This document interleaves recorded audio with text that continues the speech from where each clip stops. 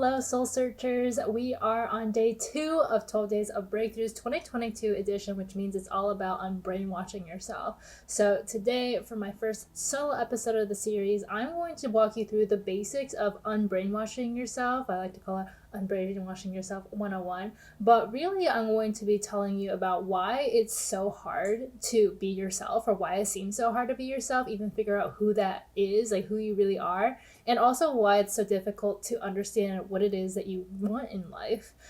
Because it's not about you. It's not like you are the problem. It's not like you are broken somehow. It's actually a social conditioning that plays a big part of it. And this is why we're doing this whole series, to help you understand what are the layers that are going on in your mind, in your heart, in your soul, that have been stopping you from accessing your own truth and being able to tap into that confidence and freedom and clarity in order to be yourself. So we're really going to understand just how far and deep social conditioning goes. I'm going to give you some of my examples, some client examples, but I want to start with understanding what is truth. And when we talk about like living your truth, knowing your truth, speaking your truth, what does that even really mean? Because I know when you first start your personal development journey and kind of start coming out to understanding, that you are not living the life that you really want to live, that maybe there's something more out there for you and you want something else, but you don't really know what it is. It's like you wake up knowing two things, right? Like life is really shitty and you hate the way that life is right now. Like you're not feeling fulfilled. And also you want to change, but you have no idea where to start because you've lived the life that you've lived forever and you don't know like how else to live. And that all makes sense, right? Nothing has gone wrong there. That doesn't mean that you're not meant for change. That doesn't mean you can't change. Understand that your desire there is very sacred. Your desire to change is what makes you you. That is like the first foray. That's like the first spark. It's almost like, think of the first date with you and your true self, you and your spirit, is to understand that curiosity that's there. And not make that mean, like not make the uncertainty or the not knowing what to do next mean that that's not for you, or that that's just a fluke, or it's something that shouldn't be, looked into further, because that couldn't be further from the truth. Now, what truth is a subjective belief on reality. That's the way that I define it. If you Google it, they say like it's the nature of something being true, which is just so circumlocucious to say like there isn't such a thing as truth. Because even something like that's verifiable that we think of with data or whatever is based on believing yourself, believing someone else, or something that can be observed that we would think, right? Like, well, everyone can see this like chemical reaction happening, or everyone can see that this person is looking this way and that means this thing, but your reality will not match up with everyone else's reality. It's kind of like how there's no universal truth, because if one person doesn't believe it, that means it's not universal. And if you want to go deeper into this, I actually have an entire podcast episode where I sat down with Spiridon Mikalakis, who is a quantum physicist and actually worked on all the Marvel movies to make sure that they were physically accurate, like in terms of actual quantum physics. And he was talking about how there's literally no such thing as one truth and how the multiverse is real and all those things. So if you want to go check that out, it will be in the show notes down below. But that's just the first part. Okay, so that is truth. Now, my definition of it's a subjective belief based on your reality. Your reality, that defined, is simply perception. What you see, what you believe to be true, what you believe that you experience, that is what your reality is made up of. And when we look into things like gaslighting and people essentially telling people that they're wrong, they're being overdramatic, that, they're telling themselves that they're telling other people like, oh, that's not really what you thought it was, or you didn't actually experience that, that's not true, you're crazy, whatever. That's why it's so harmful, is because you're literally telling somebody else that their reality is not true, is not accurate, is not actually something that is valid, simply because it doesn't match up with yours. And oftentimes, especially in history, and if you think of like just the way that you grew up, maybe you were bullied, or, your parents, were gaslighting you and stuff, a lot of this tends to happen because other people cannot perceive what you perceive. And one, they hold an ego, which serves to literally protect you, right? To protect your own brain, your own sanity, the way that, your own reality works. In order to have that, you kind of are wired to shun yourself from anything that disproves it, which also kind of shows how we have a really small tolerance in society for people who are different from us, from people who have different viewpoints, why we're so polarized in politics and, I don't know, everything. Anything that has like a spectrum is very black and white. And that's like kind of the ego piece of being like this is my reality, right? And if your reality doesn't match up, then you're wrong because I don't want to be wrong. So understand that there has to be a lot of compassion here for yourself, and also, you can develop that for other people, because your experience and someone else's experience is not more or less valid than anyone else's, but being able to hold the awareness that you're not alone and that everyone is living in their own like little realities is so important, because that is what's going to allow you to be able to interact with society, be compassionate towards yourself and others, and create the life that you really, really love that is authentic to you. Okay, so we broke down what truth is, we broke down what reality is. Now let's talk about what a belief really is. A belief is just a thought or a cluster of thoughts that you've told or been told over and over again until you believe that that was the truth. Think about it. If you were born as a female and everyone was like calling you a girl and a woman, and like, you grew up and like people called you a woman, or they're saying like, your long hair is so pretty, or like your eyes are so pretty, or like, you're so dainty, or you're so feminine, and like they push all of these labels and what people perceive to be feminine or girly or whatever on you, then that is what is just like true. It's like, well, of course, a woman is just somebody who looks like this specific way, who has this specific reproductive organ, who, has breasts or whatever, who enjoys X and Y and Z activities, right? And a man is this. So even just at that really basic level of like men and women and like what femininity is, what masculinity is, right? We already have so many beliefs built up on that. And so that is just the starting point, one starting point of how deep we go in socialized conditioning. And I also want to make it really clear that I'm not saying social conditioning is all bad.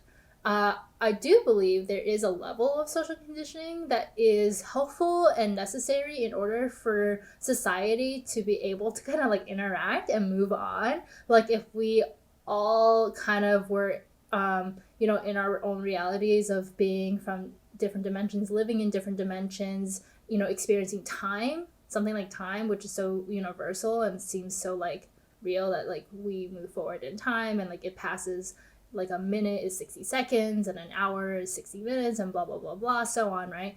It'd be really difficult to like have meetings and actually like get things done, communicate with each other if we all like created our own kind of realities of time and didn't abide by anyone else's, right? So that's where there is a level of social conditioning that's very, very helpful. And it's one of those things where we want to be intentional about what we are following, right? We don't want to be blind like followers to any dogma or pieces of socialization that doesn't help us, doesn't serve us in some way, where we are intentionally aware of it and choosing it.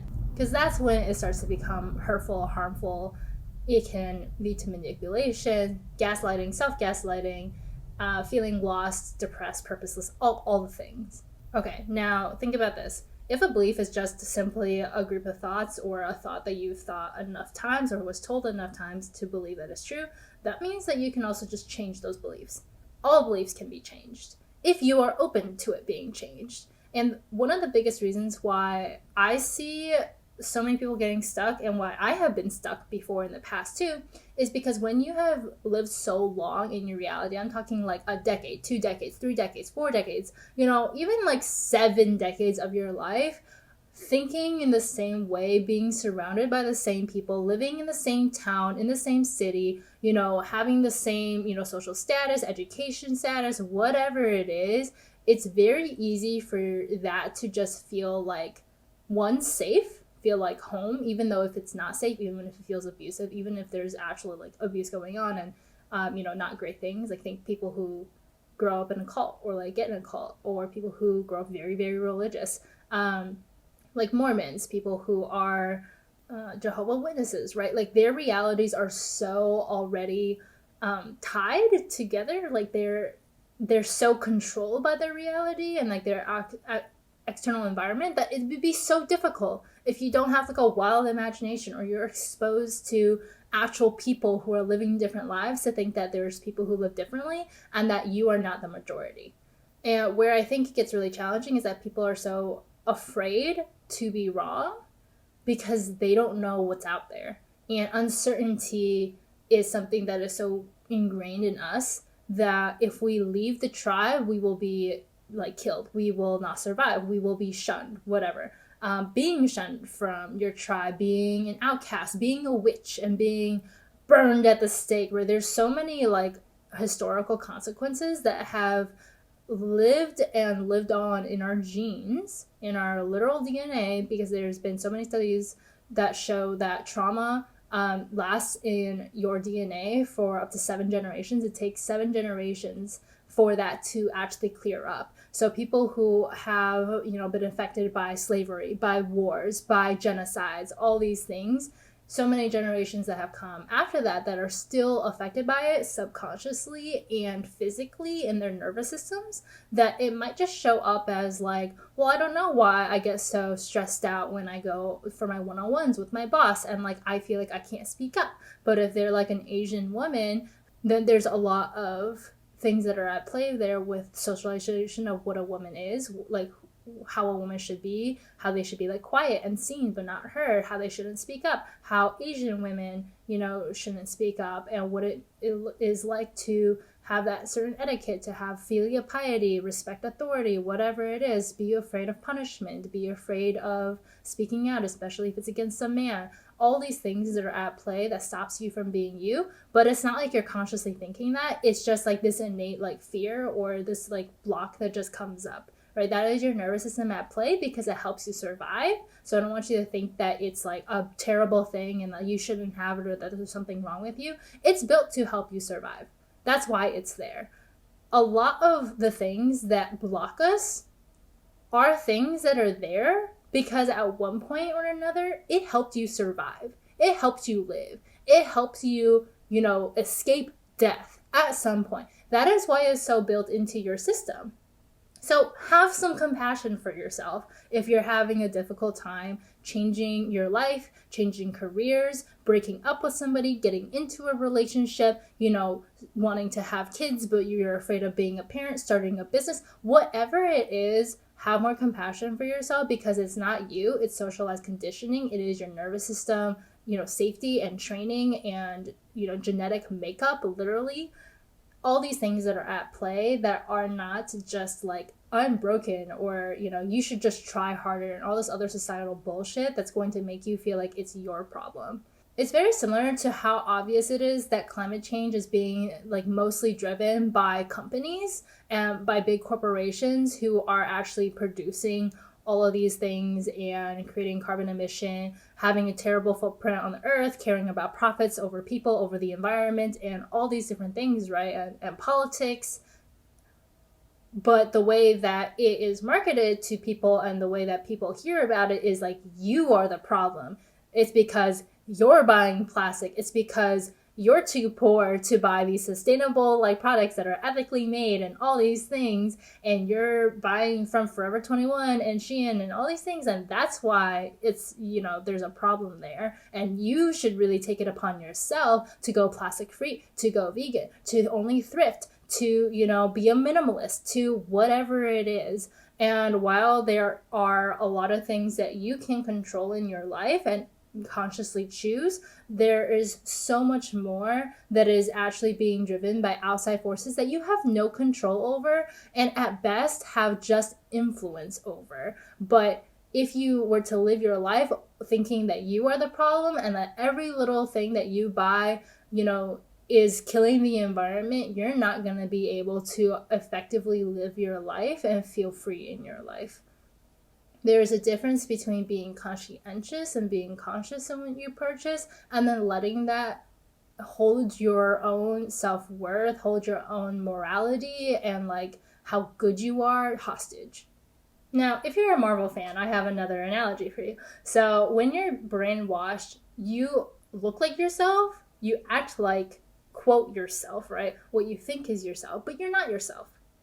And throughout that entire time, when you do things wrong, when you fail, when you procrastinate, when you have display anger or feel ashamed or sabotage yourself, what you do is you blame yourself. And the reason why is not because that is innately who you are. Again, like, you are not someone who is innately worthy of shame, worthy of, being hurt, worthy of being abused, worthy of suffering, and like needs to suffer to learn some lesson or whatever, right? That's not true. It's because there's all this brainwashing, all these conditioning things at play that make you believe that because it is helpful for other people. It is helpful for society in the way that society has been built by mostly men, right? It's very patriarchal, misogynistic, racist, sexist, all the isms, ageist society that has created all the dogma that now we feel like we have to fall into, otherwise we are wrong, instead of having it as an even playing field where we can all be our own unique selves and all work together. So my Marvel analogy, if you know Bucky, he was a World War II soldier that was captured and weaponized by Hydra, which is like the evil, like, Soviet spies and people, whatever, in Marvel. And Hydra brainwashed Bucky, who is an American soldier, and weaponized him. So now, spoiler alert if you haven't watched Marvel, but Bucky escapes. He gets help from the Wakandans that end up ridding him of all of his brainwashing. He also ends up being pardoned for his crimes because obviously it wasn't him that was committing all these crimes, it was the Soviets. And so in the show Winter Soldier, which I haven't watched all of it, I watched like one episode, but in synopsis, he is trying to make amends with the people that he hurt, and he's being haunted by his nightmares. And when he was like killing people because he was ordered to kill people, and he's having a difficult time with that.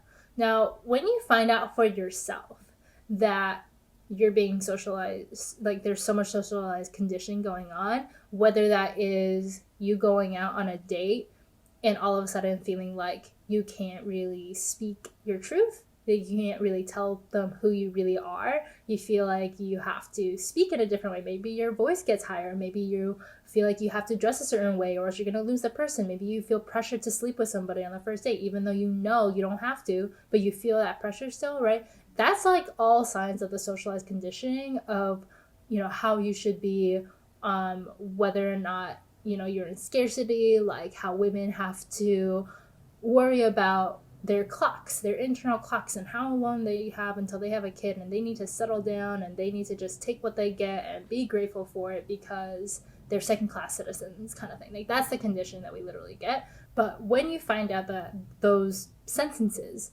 those beliefs, those paradigms of thinking, those false truths that you realize are actually no longer the truth, but that no longer resonates, it feels fake. It's unbelievable, and you doubt it. You doubt the feeling that it's actually like fake, and that's not true.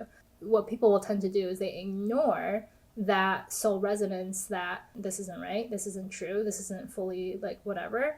It would be almost world shattering if you did, and there's no replacement belief to substitute that paradigm with, to substitute that belief system with, to substitute that thought with, that desire with.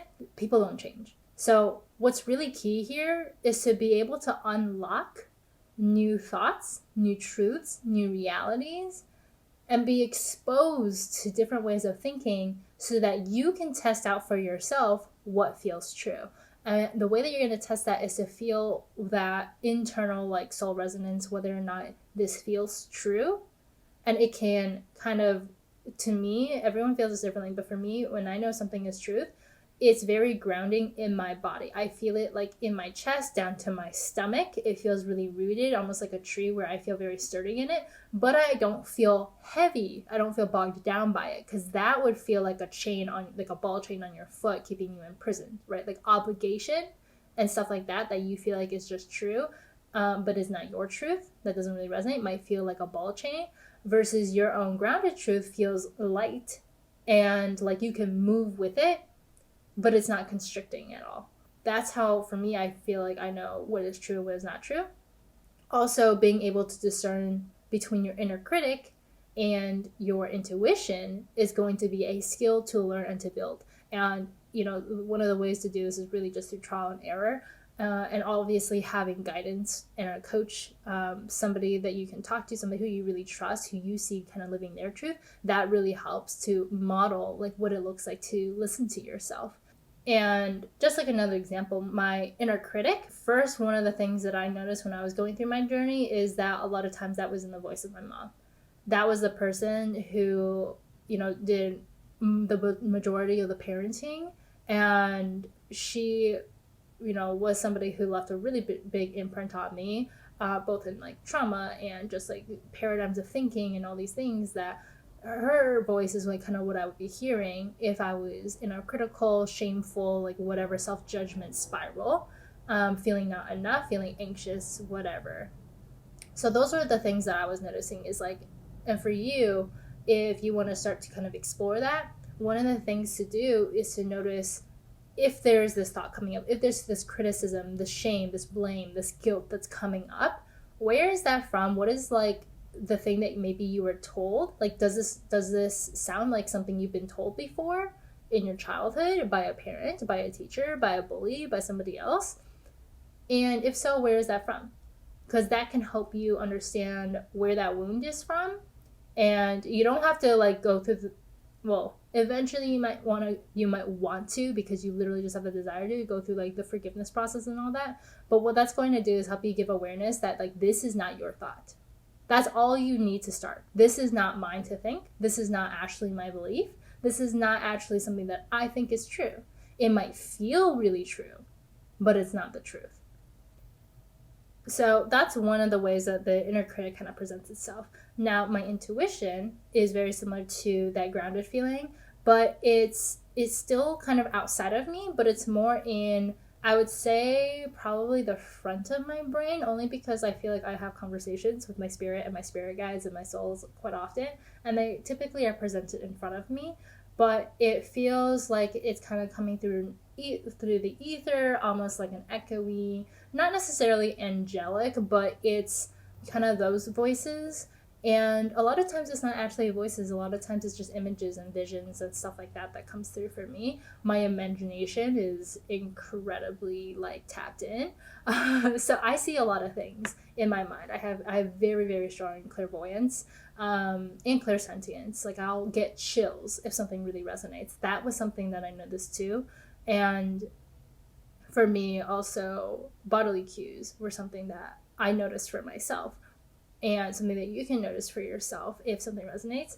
I have this weird thing where I'll sneeze and I've like it's so weird because I'll have a thought in my head, or like a desire, or like, oh, is this something that I should do, or like I'll have a vision of something, and if I sneeze once it's like a no, or like that's not something to follow, or whatever. If I sneeze twice, it's like negated, right? It's like it's fine, it's like a yes, or it's negated, like whatever. Now obviously you might not have those things, or maybe you do, because everyone's psychic, everyone has the ability to tap into their intuition. But just starting to notice those little cues of what might be trying to communicate with you outside of just your own thoughts and your own brain, to help you guide your direction of understanding what is for you, what is not for you, what is yours that's actually a belief that you resonate with. And maybe it's something that feels really contradictory to what you've been told, but it's the truth because it feels right to you. It feels easy to you. It feels freeing to you.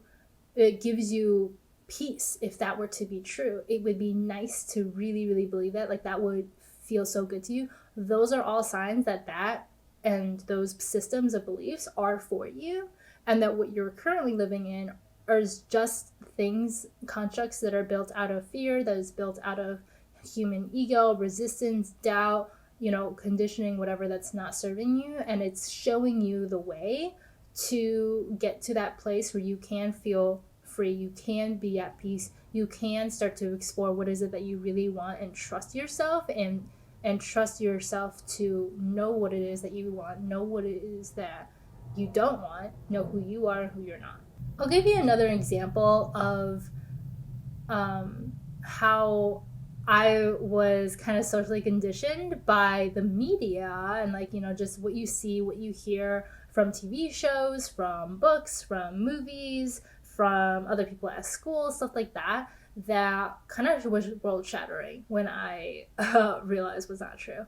And it was suicidal ideation. So I want to preface this by saying, if you've ever experienced suicidal ideation, if you're experiencing that now, please get support, please get help. I will link some resources down below.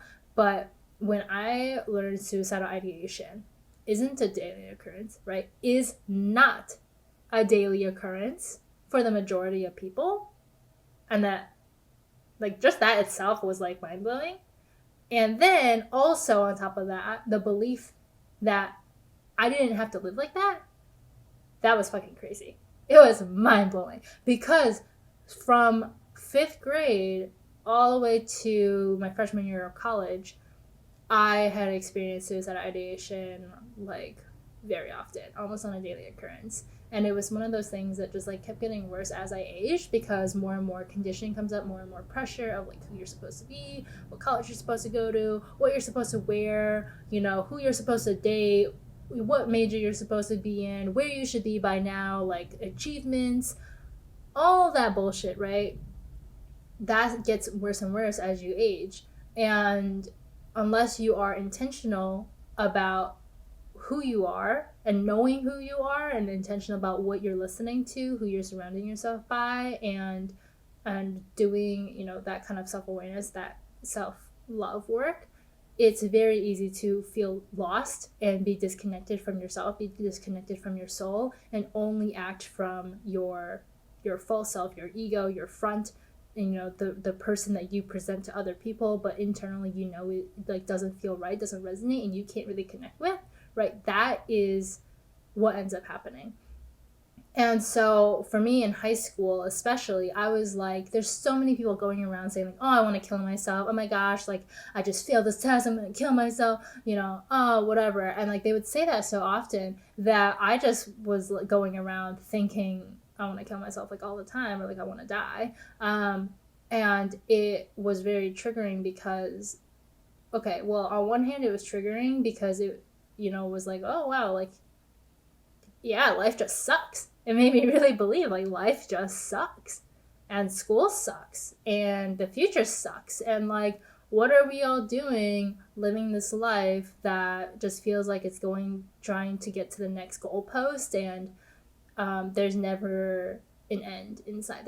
There's always another goalpost, right, to get to. There's never enough. You can never stop working, you can never stop being productive, you can never stop achieving, because there's always going to be something more. There's always going to be someone else too that's better than you that you're going to compare yourself to, and then want to beat them, or go higher than them, and whatever. So it made me extremely nihilistic about life, and to hear it in my environment was just without questioning it, right? Without questioning, what does that really mean for them?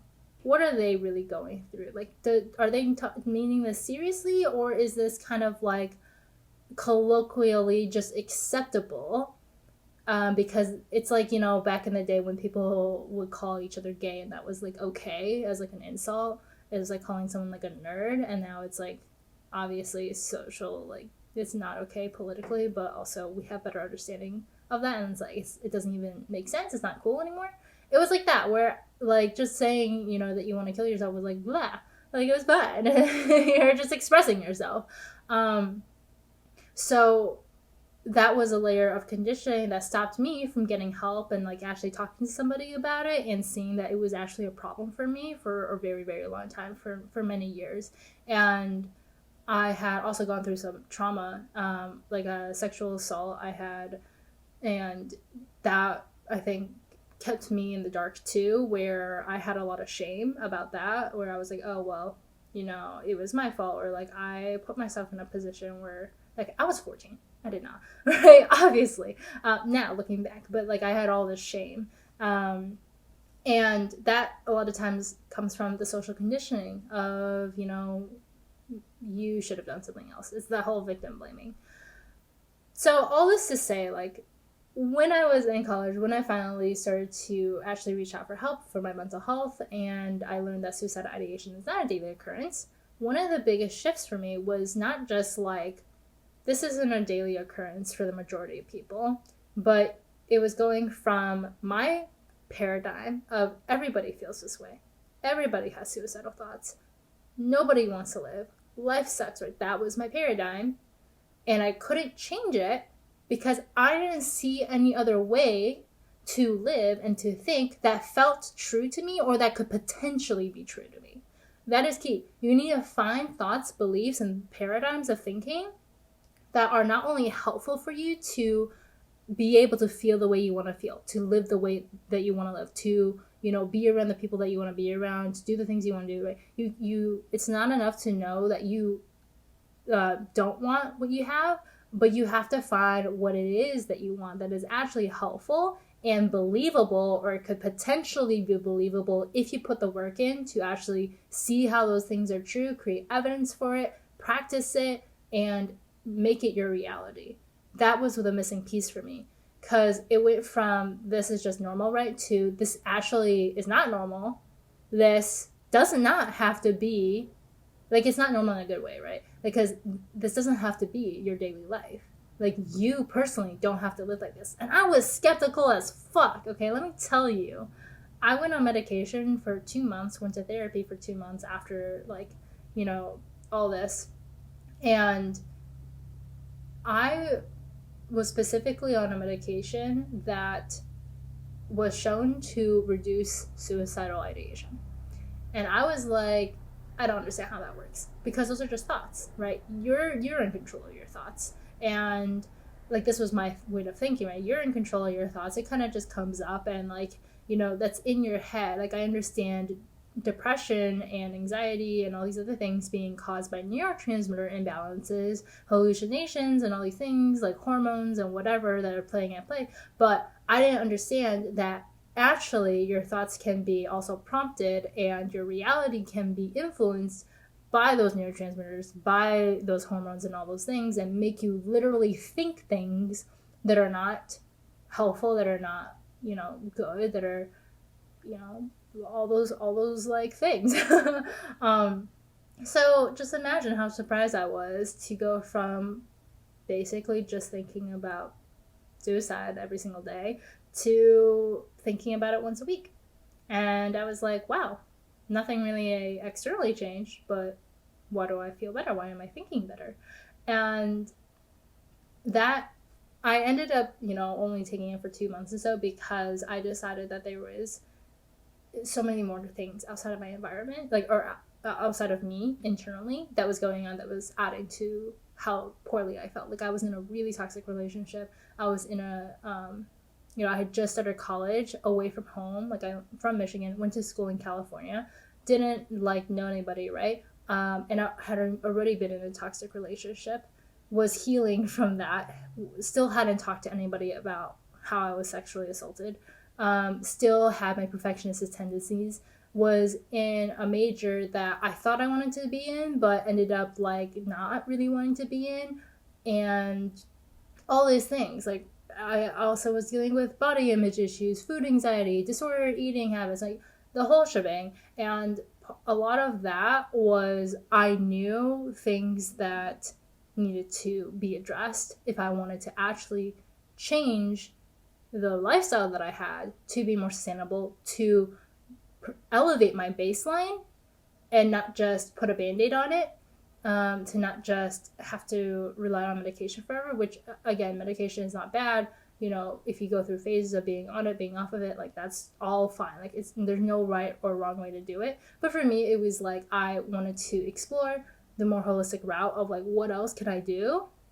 And how is this going to impact me and how I feel and how I live my life, and see what happened. So that's what I did. And that's also when I, studied abroad, all these things. If you're new and don't know my story, I'm basically giving you my life story. But if you've heard this, if you've been following me for a bit, you might have heard my life story already, kind of. And yeah, that's ended up changing a lot for me.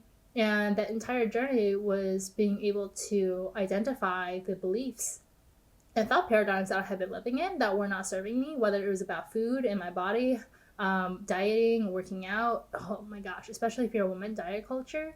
Let me tell you, that shit is entirely made up by the patriarchy, entirely made up by conditioning that keeps women down, that keeps you from actually thinking about things that matter in your life. Like if you think about the amount of fat white men who are like very successful, have a lot of money, have this freedom and whatever, and seem to just get whatever they want, but like why aren't there any like fat successful women? Fucking patriarchy. Because they tell you that you're less worthy, you're not going to be as successful, that you're ugly, that you have to lose that last 5 pounds before you feel comfortable in that, I don't know, pencil skirt or whatever for work, that whatever. There's so many more things that society will tell you that's wrong about you if you're a woman than if you're a man. And when you can identify specifically what those thoughts are, like women shouldn't swear, women should, it's not polite to say no, that you need to, like if you look at people pleasing, like people pleasing as a concept, I think most people can understand. It's like when you do things that you don't really want to do, but it's for the betterment of others or to make other people happy because you want to be a good person, you want to be helpful, whatever. Like even just that of like that women should be the ones that are overextending themselves, that are more helpful. They're the ones who are expected to just implicitly clean up after people, all the things. And look at your own behavior and why you're unhappy, why you feel resentful, why you feel bitter, why you feel frustrated. If you look at what you're doing and why you're doing it and actually question it, and question if it's actually your true desire or if it's coming from something else that's outside of you because you think you should, because you think you have to, because that's what makes you, quote, good, quote, worthy, quote, successful, whatever.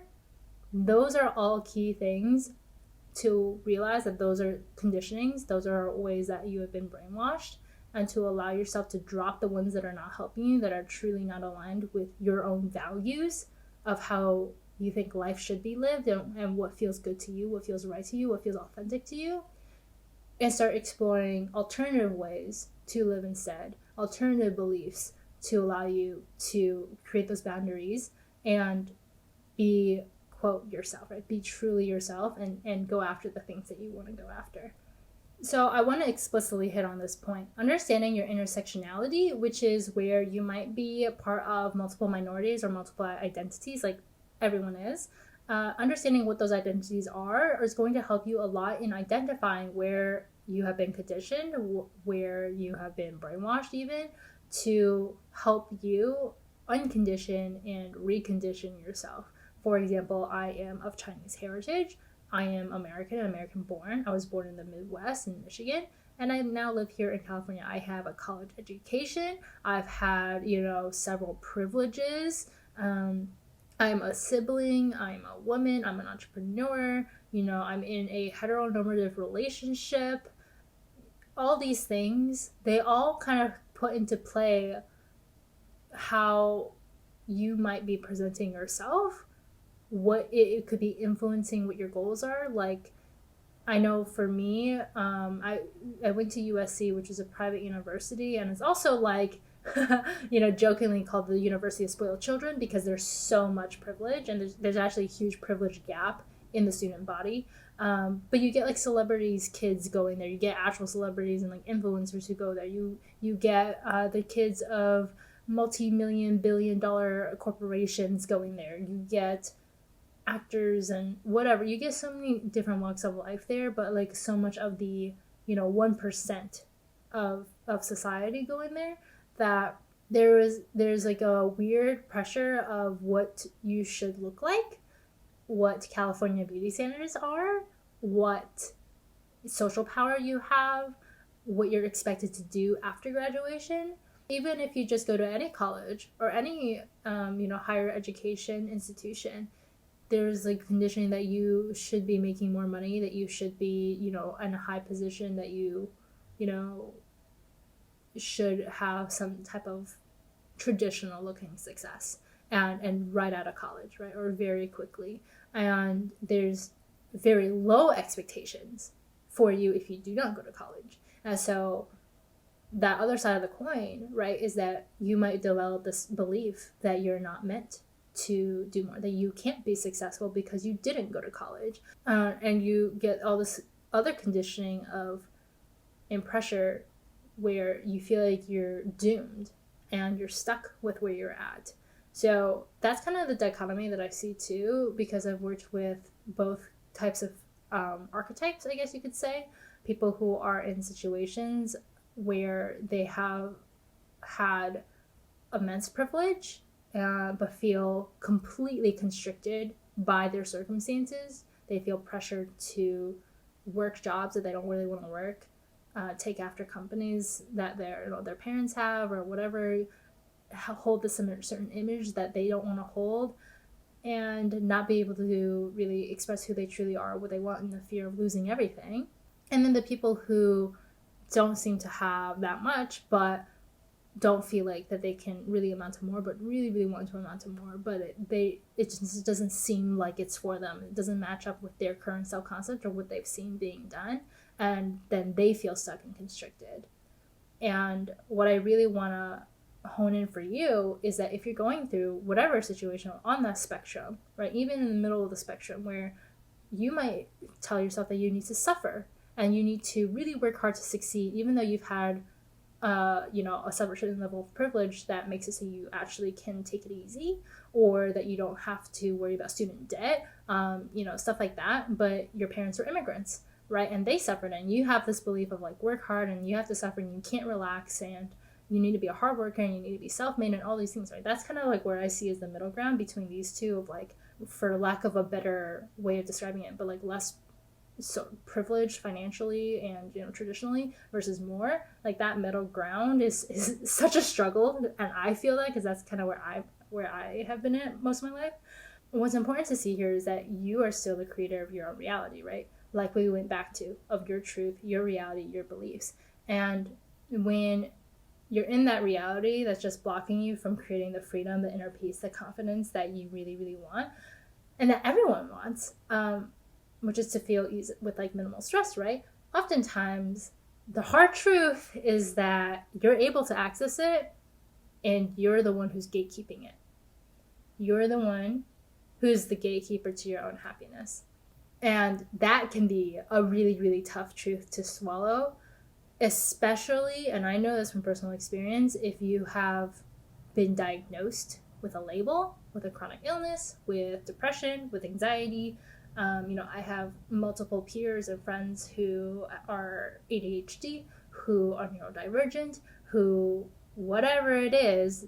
And a very commonality between all these people, between being stuck in that and letting your labels define you and hold you back, or feel bad about yourself, or feel angry about it and all these things, versus like actually being able to alchemize it to create the reality that you want, is to let go of that ego, let go of that defensiveness, and surrender those things of this is just like maybe a label to help you understand yourself better, and that's all it is, versus it means something about you. If you go to literally my second episode of this entire podcast, I think it was called like the triggering reason why you're actually still depressed and how to get out of it, something like that. I talk a lot about having personal responsibility for what it is that you want and doing that work, because it's not to say like your physical symptoms are not real, or that you need to work through times where you just can't get out of bed, but it's really looking at the mindset that you're living in and seeing how untrue a lot of the things that you're telling yourself are, how untrue a lot of the things that other people are telling you who you are or what you should be or whatever you have to do is,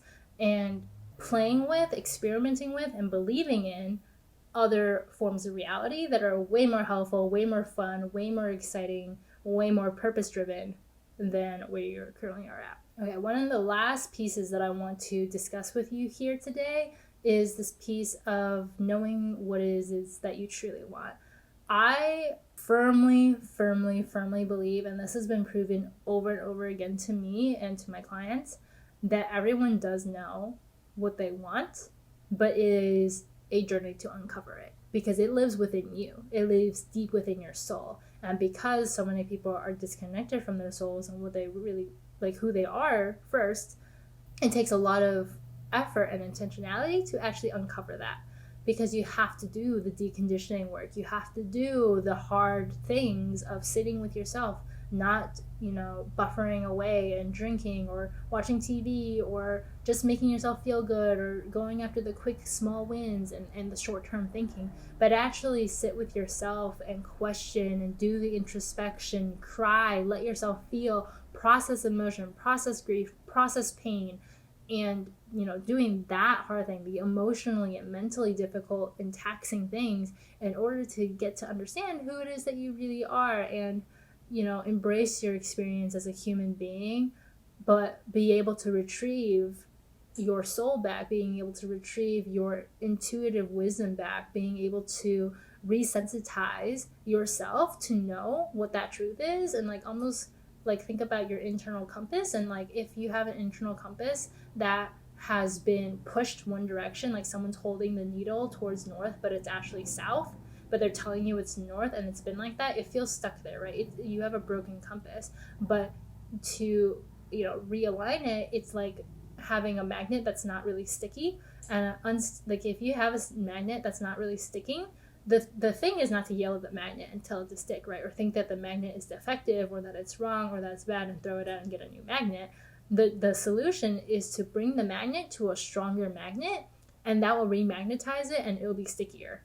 That's the solution. So that's what you need to do for yourself, is be able to do the things that make you feel alive more, that makes you feel like, yes, this is me. Even starting with understanding what is it that you like and what is it that you don't like, and not have to feel like you need to caveat that in any way, or have secret likes and not be able to own it. For me, tarot and spirituality was something that I was always drawn to ever since I was a kid. It's fucking I had psychic visions, okay? And I would be like, yeah, no, tarot bullshit, science is the only truth, and whatever, so being able to realign yourself and even just come back home to that compass to figure out what is your own North Star, what is it that's important to you, what is your truth, and not what your family thinks is important, not what society thinks is important.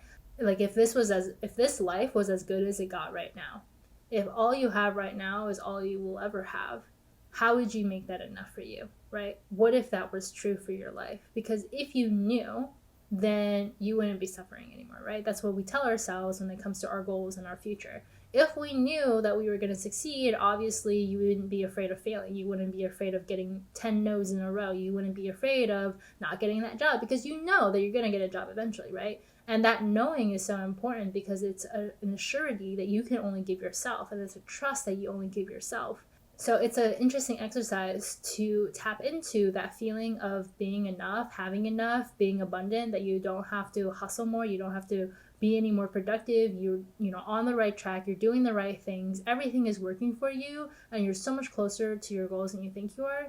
It is such a great exercise to see, if nothing else were to change ever in your life, what would you do? How would you think about things? Because honestly, when you look at it, you have kind of two choices. Obviously, everything's a spectrum, but you really mainly have two choices. You either decide that this life that you have is not good enough, and it sucks because you're never going to be able to change, and you're going to feel depressed, you're going to feel sad, you're going to feel anxious, you're going to, feel stuck in your life, you're not going to feel motivated, you're going to be uninspired, which, let's be honest, you might already feel that way, right? Or you can believe that everything right now that you have is enough, that you're going to make it enough, that you can utilize your resources and still enjoy life as it is, because that's all you have, right? It's kind of like make do with what you have, but enjoy it. And when you do that, you're actually going to see that opens up a lot more opportunities for you. That's going to open up your inspiration, your motivation. That's going to open the communication between you and your soul, because that's actually what you truly want. At the end of the day, all of the things, the money, the people, the relationships, they are all fronts for the feeling that you want to feel in your life, which is going to be like happiness, joy, fulfillment, purpose, excitement, right? All these like buzz terms, like peaceful, grounded, mindful, all these words that you actually can feel right now, but it's all based off of a thought. So all in all, be more compassionate towards yourself. Give yourself a break. Okay, you're doing your best, and your best is always enough. You're going to get to where you need to be, and you are exactly where you are because that's where you need to be right now. And if you're seeing yourself stay stuck there and you're not moving, there's something for you to learn here, and there's something for you to, there's an opportunity for you to come back home to yourself here. That's everything I have for you for today's episode. I hope you enjoyed it. If you want to go deeper into this work and actually start implementing these things, make it more personal for you and understand what is your specific conditioning around a specific challenge that you have or a goal that you want to meet, you can work with me one-on-one by applying on my website at jencui.com. That's jencui.com. The link will also be in the show notes, but you can book a consultation with me for 30 minutes where we're just going to get clear on what is it that you really want, what's been truly holding you back, and all the information of how long I work with people and the pricing is all on my site, so you can know if it is for you or if it's not for you. And honestly, like, you're going to build an amazing foundation, right off the bat in 2023 if you want to do this now. I hope that if nothing else from today's episode, you realize that you have more power in changing your reality than you think. You're not who you think you are. You're not who other people think you are. You are currently who you think other people think you are. And it's time to clear that dust and truly just look at yourself. I hope you have a wonderful day, and I will see you in the next episode.